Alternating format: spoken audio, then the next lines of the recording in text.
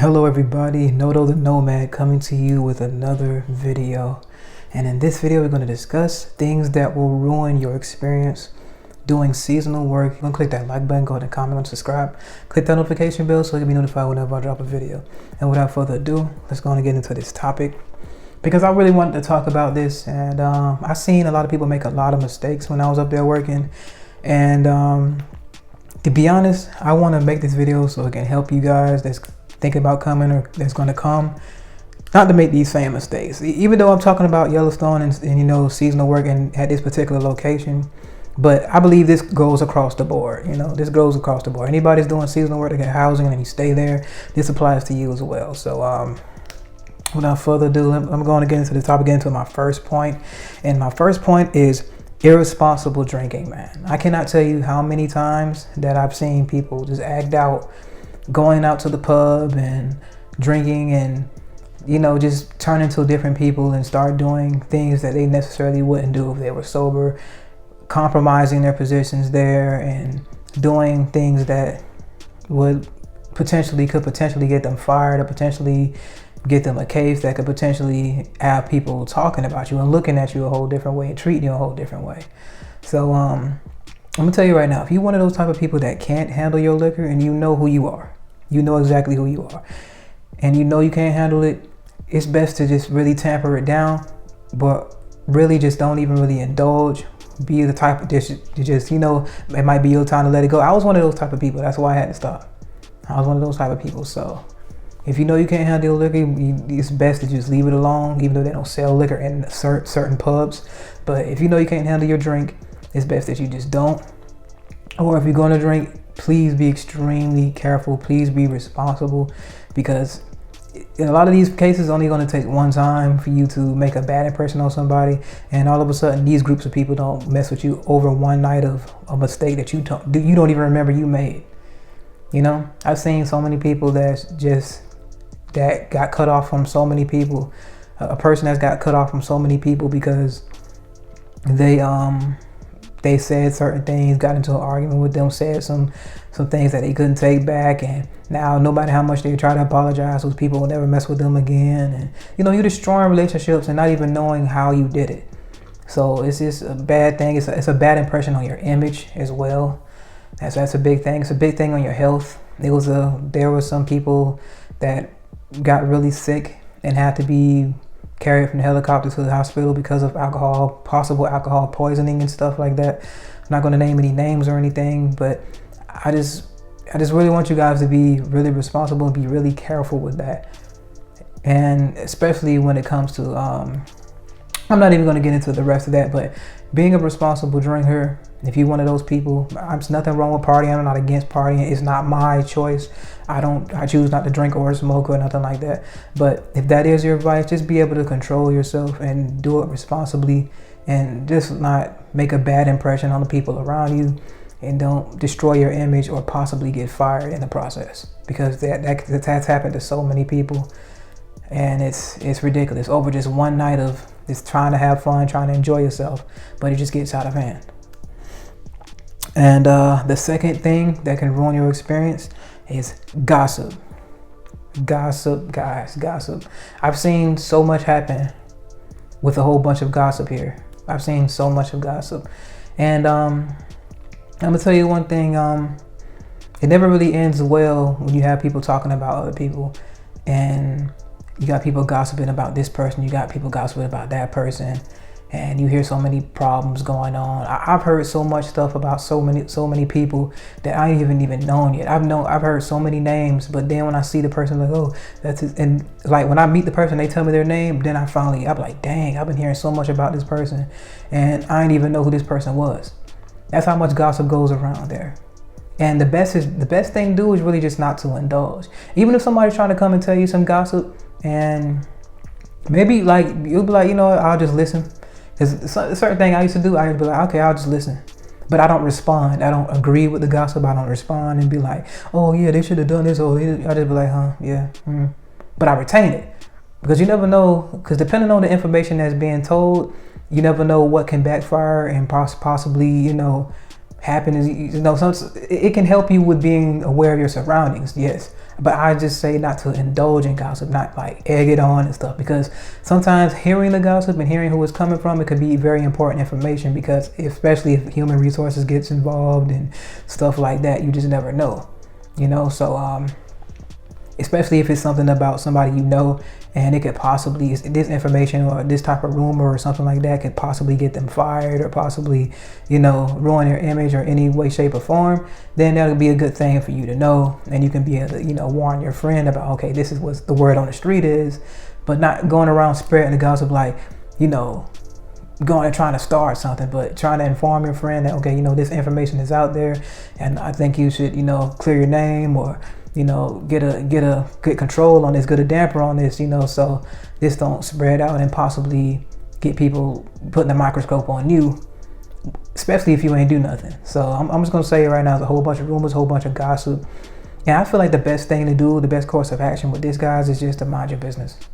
Mind your own business. There's been plenty of times I've heard things about people, heard people complain about people, complain about this or that, about the company, people complaining about human resources, people complaining about other people, other employees, the way things are done, their housing and all that stuff. I've heard all that, but none of that has never left my lips. I've never relayed any of the information. Now I'll receive it and I'll hear it because it helps me determine what kind of person you are as well. Hearing what a person complains about can tell you a lot about what that person values and stuff like that. So it is good to listen from time to time, but that doesn't mean you sit there and agree and make it seem like you on their side. And so I'm not doing deception and I'm not indulging, but I will listen. It is important to listen. You got two eyes. I mean, you got two ears and one mouth for a reason. So mind your business. And there's been plenty of times when I've seen people go in people's rooms that I know was in a relationship with other people and coming out of their rooms at all different times of night, because I'm always out. I was always out all times of night. But I never said, went and told them, hey, your girl doing this. Oh, your boyfriend doing that. It's not my business. And it's not your business as well. It's not your business as well. You being messy and you trying to be funny and haha and kiki, it might backfire and your name might end up in some other mess and might end up going to human resources. And in worst case scenario, it can possibly get you fired from spreading misinformation. You just never know how it could go. You never know how deep it could be, and depending on how the person take it, you never know if you might be spreading some gossip to their friend and you don't even know it. So it's just best just to mind your own business and not even really indulge in that. If you hear some stuff, sometimes you can be like, okay, I just want to walk away. I don't want to hear none of that. I'd be like that sometimes too. When I hear like the type of gossip, when I know it ain't no information that I can, use, or I ain't gonna say use, but like that'll be valuable to me, and they just pretty much just junk talking somebody or talking bad about somebody, I'll just be like, I don't even want to hear that. And I just walk off because it's no interest to you. Because I noticed something. And especially if you got like a coworker that's like that like to talk about the management and stuff, just be real careful around employees, coworkers that do that sit there and complain about the job all the time, talk junk about other employees and stuff like that. Watch them, because they'll be the ones that'll talk the same smack behind your back. They'll be the same ones that'll be going to HR behind your back just because you ain't do something, or they'll be the same ones that telling the manager on you because you ain't do a certain task or you ain't get around to it yet. And so if they'll talk about somebody else to you, best believe they'll talk to somebody else about you. So trust and believe me on that. You might think they your best friend and all that and stuff like that, but you don't ever hear what they doing behind closed doors when you not around. And if you make them mad one time, or you do something that they disagree with, and you with that person that's always complaining, you don't want to be around that person that's always complaining at the job, because if they always complaining, they gonna end up complaining themselves right out the door. And you don't want to be around that person that's always gossiping and saying stuff. Oh, she don't do this. Oh, she don't do her work. He don't do her work. He don't do this. Or he don't do that. I understand being frustrated and be like, you know what, I'm kind of tired of this, and go and talk to the boss about it. Because if their performance is directly affecting your performance to the point where what they don't do will directly affect what you have to do because you got to cover their stuff and stuff, then you can talk about that. But that's not gossip. That's addressing something. That's a difference. So I'm gonna tell you right now, gossiping, it just ain't the way to go. Okay, the next one is harassment. For the guys that are not good at, if you're not really adept with women and stuff like that, and you try to talk to a woman and she says no, bro, no means no, bro. Just leave it at that. And they take this very seriously, and you will get fired, and there will be repercussions, there will be consequences. So, bro, if no just means no, if she don't like you, just leave it, take it on the cheek, leave it, charge it to the game. There's so many women out in the world, and for women, there's so many guys out in the world. If the guy don't want you, just leave him alone, walk off. You don't have to talk about him, you ain't gotta say nothing, you ain't gotta try to chase him down or try to make them convince you. You come off as weird, and you're gonna make that person very uncomfortable, ruining their experiences, and you're gonna ruin your own experience because you're gonna get fired and be viewed as a creep. You see what I mean? So it's just the best way to not just don't even go that route. That route, whatever you want to call it. The next thing that can ruin your experience is a roommate. Particularly a roommate that you don't click with, a roommate that don't have respect for you. This is pretty much just a bad match. It might not necessarily be a roommate that just being bad to you. It could be a roommate that never leaves the room, and you might want to ruin yourself sometimes. You might have a roommate that just don't have good hygiene, but that can particularly really ruin your experience there, because that's where you have to live. That's where you go when you get off work. That's supposed to be a certain type of oasis for you. And if you get there and the room's bad, or they're not cleanly at all, like they extremely bad with everything extremely messy, leaving food everywhere, got it smelling some type of way, or something like that can particularly ruin it for you. So I'm gonna tell you now, because I dealt with that as well. I had a roommate, and he was really rude, and he was inconsiderate. He was very rude and inconsiderate, and I couldn't do it. So that was definitely a big ruining thing for me. Couldn't really move out the room at the time because it was really full and compact. But I just know if you do go to housing, they will help you with that. They are really good with getting you out of a very uncomfortable situation. So if it's like that, and you have a roommate that you don't get along with, and you can't just be in a room with them, and every time you dread going back to your room, that'll ruin your experience. If you everywhere, that's where you're supposed to sleep at. That's where you're supposed to relax. And after your day's over, and if you feel like you can't even go to your room after you get off of a hard day's work, that'll ruin your experience for a while. It was like that for me for a while, to the point where I would come in the room and go right back out and stay out all night because I didn't want to be in my room because of that. But that can be helped. You can do something about that.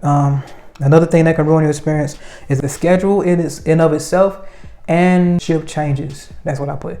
Sudden schedule and shift changes. The schedule itself, now if you want to be a type of person that participates in white surf events, and your schedule always permits you to work between if it ain't from 8 to 3:30 or something like that every day, but if you have fluctuating schedules, say for instance the porters, they have 7 to 3:30, you might have 12 to 8:30, you might have 11 to 7:30 or something like that, or 12 to 3:30 to 12. If you got a fluctuating schedule like that, most likely you're not going to make it to the majority of white surf events. I'm gonna tell you right now, especially during the week, and especially if you don't have Friday and Saturday off or something like that, or along those lines, anything throughout that week, that can ruin an experience slightly. It can slightly ruin your experience because you're not going to be able to participate. You're not going to be able to go to certain events, and that can definitely make your experience feel bad. Because dang, I can't go for no events, I can't do nothing. My schedule is always conflicting events and stuff like that. I can't ever go somewhere without, because of the times that you get off, and it's this fluctuating schedule. And if you get a sudden shift change and you don't know about it, and you get there and you be like, dang, you're late. That's happened to people as well.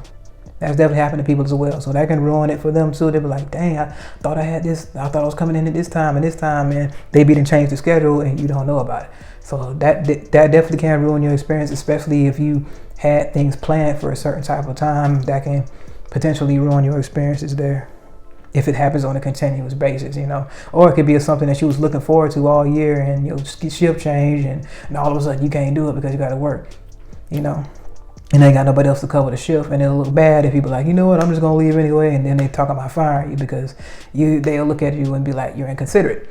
So You know, that's something to look out for that can potentially ruin it. So always be on top of what the schedule will say every time you get off. Talk to the manager, especially around, like, if it's around the end of the week and they haven't put up the schedule for the next week and stuff like that. Just try to be on top of looking at the schedule every day, because it can be subject to change. It really can. You never know.